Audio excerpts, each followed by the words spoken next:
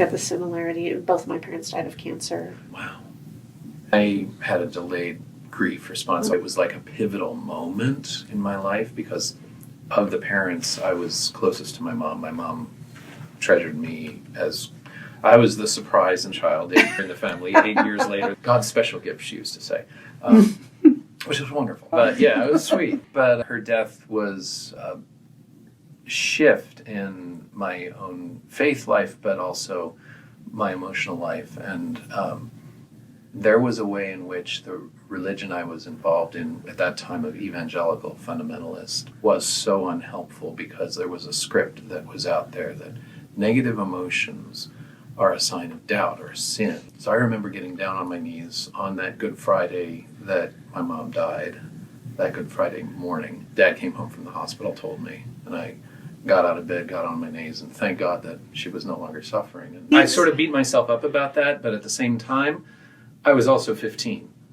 And it took me years to learn that grief doesn't come so naturally to teenagers. And so I didn't really grieve my mom's death until about 4 years. Do you think that part of the interest in psychology stems out of that? At a deeper level, when I went to college, it was like, I think I want to be a pastor, but I don't want to study religion now. I want to actually understand people. So that's where the psychology started. And then it just kind of bit, and so I kept coming back to it. But at a deeper level, there was something about, I'm also discovering something about myself. And it was me. I went right into survival mode because my mom, like I said, she fell apart. And so I don't think there was time.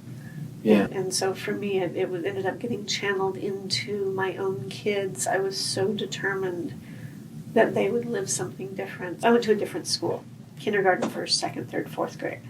We moved every year. We never owned a home. I never felt like I had stability. And then my dad died. And my mom was struggling with this mental challenge and this mental break. And so for me, we bought a home when my son was 18 months old. And we have lived in that house now for their entire growing up. And we have had our struggles and thought we were going to lose the house. But it's like, we're not losing the house. This is where my kids will know where they're going home every day after school. And that was where it manifested in this need. And interesting, not to give myself more stability. What I learned, I'm an optimist. I mean, it's who I am.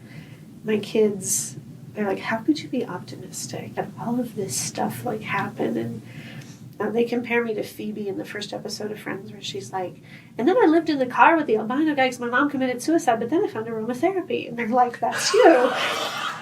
And, yeah, this is who I am. And, but it's kind of true. I'm like, well, yeah, we had these horrible things happen. And what I learned, life won't beat me.